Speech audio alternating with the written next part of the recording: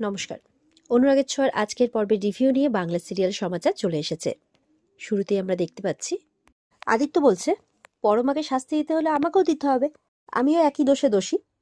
সুদীপাকে বলছে, খুব তো আমাকে দোষ দিচ্ছিলে না, তাহলে দাও এবার শাস্তি দাও আমাকে। ওদিকে পরমা বলছে, আদিত্য তুমি প্লিজ চুপ করে থাকো, নিজের এই ভালো মানসিকতা দেখাতে যেও না। তোমার এই ভালো মানসিকতার জন্য না প্রতিপদে আমি খারাপ হচ্ছি, আমাকেই দোষারোপ করা হচ্ছে, আমাকেই সব দোষ দেওয়া হচ্ছে। তাই নিজের ভালো মানসিকতা নিজের কাছে রাখো, আর দয়া করে নিজের নামের সাথে না আমার নাম জোড়াতে যাবে না, বুঝতে পেরেছো? খবরদার করবে না এটা। তখন আদিত্য বলছে, দেখো আমার কিন্তু কোনো দোষ নেই, তুমি আমাকে দায়ী করতে চাইছো। সেদিন আমি কি করতাম? হ্যাঁ, কি করতাম? পরমা বলে যাচ্ছে, সব দোষ তোমার, সব দোষ তোমার। বর্মা দেখছে প্রচন্ড ঝামেলা বেঁধে গেছে, বলছে চুপ করো তোমরা, চুপ করো। এদিকে পরমা চলে যাচ্ছে। তখন সুদীপা বলছে, পরমা আমি তো তোমার বাবার পায়ে ধরে ক্ষমা চাইলাম, পিসির হয়ে বলো তুমি কেন রাগ করছো, আর তুমি মিস্টার চৌধুরীকে কেন টানছো এসবের মধ্যে? ঝামেলা যে আরো বাড়ছে, শান্ত হও। তখন বলছে পরমা বলছে, কেন টানবো না, কেন টানবো না? সব দোষ আদিত্যর, আর শুনতে হচ্ছে আমাকে, সবাই সব সময় আমাকে দায়ী করে যাচ্ছে। তখন বড়মা বলছে, দায়ী করবে না মানে? তুমি কি ভাবছো? সুদীপার পিসিকে তো আমি পরে দেখে নিচ্ছি, কিন্তু তোমার দোষ নেই, তুমিও সমান দোষে দোষী। তুমি মিথ্যে কথা বলনি, তুমি একই দোষ করেছো, সমান দোষে দোষী তুমি। পরমার আরো রাগ হয়, পরমা উপরে চলে যায়। তখন অভ্র পেছন পেছন যায়, আর আদিত্যও চলে যায়, মানে যে যার মতো করে ঘরে চলে যায় আর কি। সুদীপা বলছে, পিসি এমনটা কেন করলো? পিসি তো এরকম করার কথা ছিল না, মানে পিসি তো এরকম মানুষ নয় যে কাউকে অপমান করবে, তাহলে এটা কেন করলো পিসি? এই ব্যাপারটা ভাবছে আর কি সুদীপা। এদিকে দেখা যাচ্ছে পরমার মা বাবার মধ্যে অশান্তি। বাড়ি ফিরেই পরমার মা চিৎকার চেঁচামেচি শুরু করেছে, বলছে, গাড়িতে তো আমি কিছু বলিনি। হ্যাঁ, তোমার সাহস কত বড় হলো, তুমি ওখানে মেয়ের শ্বশুর বাড়িতে তুমি আমাকে অপমান করলে? কোথাকার না কোথাকার একটা কাজের লোক, তার এত বড় দুঃসাহস, সে তোমাকে অপমান করে, আমাদের মেয়ের ব্যাপারে কথা বলে, আর তুমি তাকে কিছু না বলে তুমি আমাকে অপমান করলে? এত বড় সাহস তোমার! কেন কেন করলে তুমি এরকম? বিশাল পরিমাণে চিৎকার করছে, কেন করলে? বলছে, তুমি একটু চুপ করো প্লিজ। বলে, না আমি চুপ করব না, আমি চুপ করব না। তোমার এই মেজাজ আমাকে সহ্য করতে না হয়, তার জন্য আমার বাপের বাড়ি থেকে দুহাত ভরে আমাকে এখানে পাঠিয়েছিল, আর তুমি তুমি আমাকে মেজাজ দেখালে, তাও আবার মেয়ে শ্বশুর বাড়িতে। না, এই অপমান আমি কিছুতেই ভুলবো না, কিছুতেই না। তো বড় সাহস, কেন করলে এরকম? বলো কেন করলে? যেখানে তোমার মুখ খোলা সেখানে তুমি কিছু বলতে পারছো না, যত হম্বি তুমি সব আমার সাথে, তাই না? না, কিছু একটা ব্যাপার তো আছে, কিছু একটা নিশ্চয়ই আমার থেকে গোপন করা হচ্ছে, সেটা কি বলো? কিন্তু বারবার করে পরমার বাবা ব্যাপারটাকে এড়িয়ে যাচ্ছে। শ্রুতি তুমি একটু চুপ করো প্লিজ, যেটা হওয়ার হয়ে গেছে। বলে, না না না, আমি পরিষ্কার বুঝতে পারছি এখানে কিছু একটা ব্যাপার আছে। পরমার বাবা বিরক্ত হয়ে বলছে, প্লিজ তুমি একটু চুপ করো, হাত জোর করে বলছে, চুপ করো, আমি আর পারছি না, সত্যি আর পারছি না। ঠিক আছে, আমার ভুল হয়ে গেছে, আমি হাত জোর করে ক্ষমা চাইছি, প্লিজ চুপ করো। এই বলে ঘরে চলে যায়। এদিকে দেখা যাচ্ছে সুদীপার পিসি ব্যাগ গুছিয়ে বসে আছে। সুদীপা এসছে, পিসি কি হয়েছে বলো তো তোমার, তুমি এরকম কেন করলে? তখন একদম হন্তদন্ত হয়ে এসছে বড় মা, বলছে, এই মহিলার মুখ দেখলে আমার মাথাটা গরম হয়ে যাচ্ছে, এক্ষুনি এই বাড়ির থেকে বেরিয়ে যাবে। বলছে, আপনাকে চিন্তা করতে হবে না, আমি অলরেডি ব্যাগ গুছিয়ে রেখেছি। তখন সুদীপা বলছে, কিন্তু কেন কেন চলে যাবে তুমি আমাকে ছেড়ে? বড়মা বলছে, আমি বলেছি তাই চলে যাবে। তখন সুদীপার পিসি গটগট করে হাঁটতে হাঁটতে বড় মায়ের কাছে এসে বলে, আমি বললাম তো আমি চলে যাব। বড় মার কোনো উত্তর না দিয়ে চলে যায় ওখান থেকে। সুদীপা বলছে, পিসি আর কি কোনো উপায় নেই, তুমিও আমাকে ছেড়ে চলে যাবে? তখন বলছে যে, জামাই খুব ভালো, জামাই তোমাকে ঠিক দেখে রাখবে। তাছাড়া নবীনপুরের কথা খুব মনে পড়ছে গো, যাই না, কটা দিন একটু যাই, মনটা হালকা করে আসি, আমি আসবো, আবার আসবো। তো সুদীপা বলছে, কেন পিসি, কেন তুমি এমনটা করলে বলো? পিসি কিছু বলছে না, চুপ করে আছে। বলছে, আমি যাই, আমার দেরি হয়ে যাচ্ছে। বলে, শোনো না, আর কোনো উপায় নেই?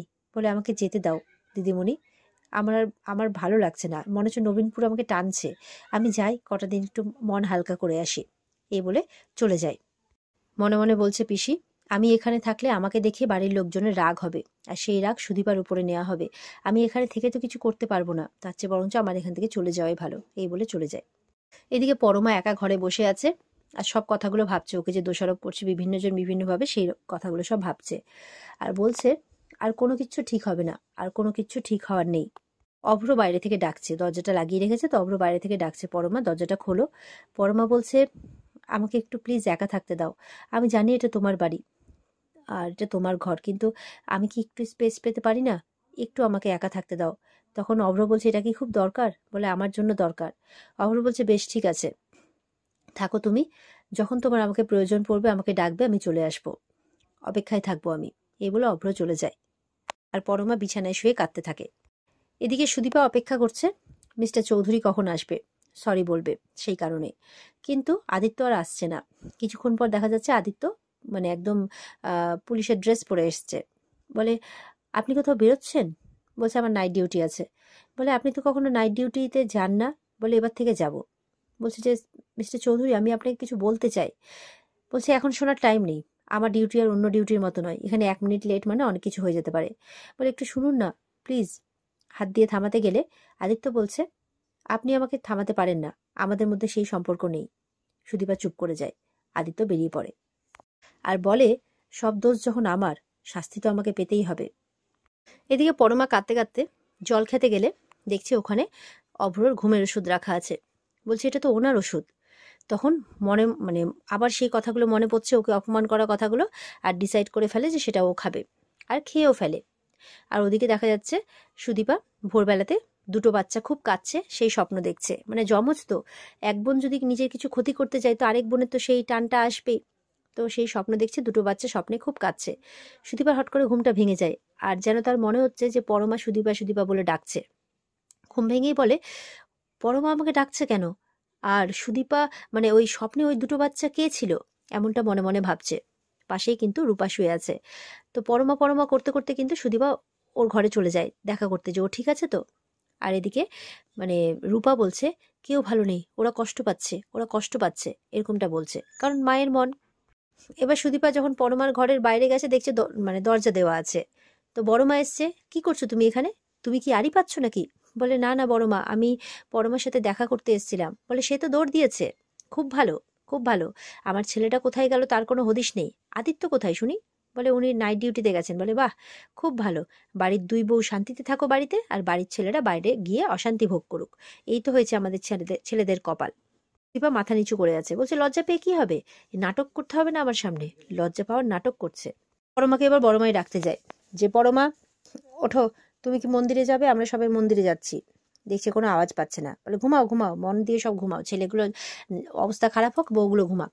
এই বলে মানে এবার সুদীপাকে বলছে, আমরা মন্দিরে যাচ্ছি পুজো দিতে, এসে যাতে কোনো অশান্তি না দেখি। এই বলে বেরিয়ে পড়ে। আর ওদিকে দেখা যাচ্ছে সঞ্চারী পরমার ঘরে উঁকি মারছে, কিন্তু কিছু দেখতে পাচ্ছে না তেমন। এবার দেখছে যে সুদীপা এখনো যায়নি। বলে, ইস, কেন যে যায় না, ভাল লাগে না। ও ঠিক আছে, আমি কিছু বলতে যাব না, আমি শুধু মজা দেখবো। ওদিকে সুদীপা পরমাকে ডাকছে, কিছুতেই সাড়া পাচ্ছে না। মানে সুদীপার সাথে তখন রূপাও চলে এসেছে, সেও ডাকছে, কিন্তু কোনো সাড়া পাচ্ছে না। তো এবার ডিসাইড করেছে দরজাটা ভেঙে ফেলবে, মানে কোনো রকম বিপদ না হয়ে যায়, এই ভেবেই সে দরজাটা ভাঙার জন্য কিছু একটা আনতে চলে যায়। ওদিকে আদিত্য বসে আছে থানাতে আর কি। তো একজন বলছে, তরুণবাবু বলে একজন তার জুনিয়র, তো বলছে, আপনি বাড়ি যাবেন না স্যার? তো বলছে যে, চুপ করে আছে। বলে, আপনি রাত থেকে বাড়ি যাননি? তখন দেখছে সুদীপার ফোন এসছে, মানে ফোন বাজছে। বলে, স্যার আপনার ফোন বাজছে। তখন ফোনটা রিসিভ করে না আদিত্য, উঠে পড়ে সিট থেকে, উঠে এক জায়গায় দাঁড়িয়ে থাকে। এবার বলছে যে, তরুণবাবু আর কি বলছে যে, স্যার আপনার ফোন বাজছে। তখন বলছে যে, আপনি বুঝতে পারছেন না ফোনটা আমি ধরতে চাইছি না? এ বলে ফোনটা ফেলে দেয় টেবিলের মধ্যে। বলে, সরি স্যার, আসলে আপনি বয়সে ছোট তো, কিন্তু কি হবে, পজিশনের দিক থেকে তো আমি ছোট, আমি আসলে একটু বেশি বাড়াবাড়ি করে ফেলেছি। বলে, না না তরুণবাবু, কিছু মনে করবেন না, আসলে আমার মাথা ঠিক নেই। তখন বলছে যে, আচ্ছা আচ্ছা, বুঝতে পেরেছি, বৌমার সাথে রাগারাগি হয়েছে তাই তো? ও চিন্তা করবেন না, স্বামী স্ত্রীতে এরকম হতেই থাকে, ও ঠিক হয়ে যাবে। যতক্ষণ না বউয়ের কাছে গিয়ে কথা বলবেন ততক্ষণ তো কিছু হচ্ছে না। আমার 15 বছরের বিবাহিত জীবন, আমিও কিন্তু মানে অভিজ্ঞতা আছে, সব ঠিক হয়ে যাবে, চিন্তা করবেন না। আচ্ছা ঠিক আছে, আপনি রাগ করুন রাগ করুন, আমি আপনার জন্য গরম গরম ডিম টোস্ট নিয়ে আসছি। এই বলে উনি আনতে চলে যান। এদিকে আদিত্য বলছে, এই অশান্তি ঠিক হওয়ার নয় তরুণবাবু, আমি কিছুতেই সুদীপার ফোনটা রিসিভ করব না। ওদিকে সুদীপা দেখছে এ তো ফোন রিসিভ করলো না, এবার কি করা যায়। কিছুক্ষণের মধ্যে দেখা যাচ্ছে একটা বল্লম এনেছে, এনে দরজার তালাটা ভাঙছে আর কি। তালা ভাঙতে ভাঙতে তার হাতেও চোট লাগে, তবুও সে তালা ভাঙছে।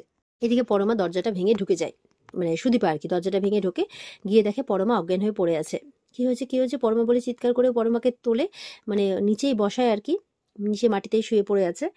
তো এবার দেখছে মানে পালস চেক করছে হাতে, তার পাশেই দেখে ঘুমের ওষুধের শিশি পড়ে আছে।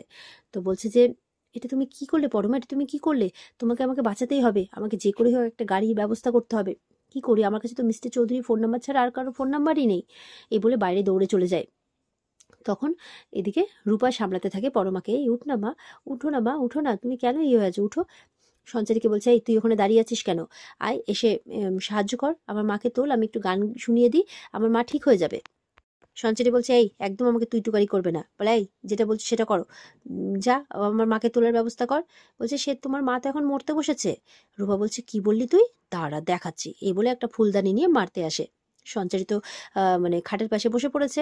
তখন বলছে, আর যদি বলেছিস না তাহলে একদম শেষ করে দেবো। এই বলে ফুলদানিটা বিছানার মধ্যে ফেলে দেয় রূপা। তারপরে পরমাকে সামলাতে থাকে।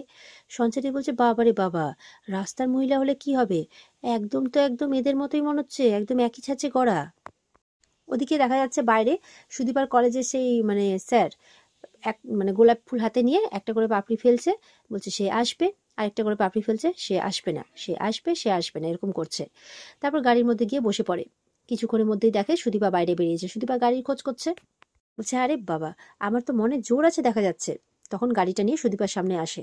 বলে, কি হয়েছে, আপনাকে এরকম এত বিধ্বস্ত দেখাচ্ছে? বলে, স্যার আপনি? বলে, হ্যাঁ আমি এখান দিয়েই যাচ্ছিলাম। তখন বলছে যে, আপনার হেল্প লাগবে? বলে, আপনি হেল্প করবেন? তো বলে, কেন, কি হয়েছে তোমাকে এরকম দেখাচ্ছে? বলে, life and death situation sir. মানে এবার স্যারকেই বলবে, আর স্যারও সাহায্য করবেন আর কি। তো এখানেই আজকের পর্ব শেষ হয়ে যায়। এই ছিল আজকের পর্বের রিভিউ। আশা করি সবার ভালো লেগেছে। ভালো লেগে থাকলে পর্বকে লাইক কমেন্ট করে জানাবে, আর আমাদের সাথে জুড়তে চ্যানেলকে সাবস্ক্রাইব অবশ্যই করবে। আর তোমাদের জন্য যে নতুন ধারাবাহিক নিয়ে আসা হয়েছে ও মোর দরদিয়া, তার সাথে পরশুরাম, তার সাথে রানী ভবানী, অবশ্যই দেখো বন্ধুরা সবাই। টাটা।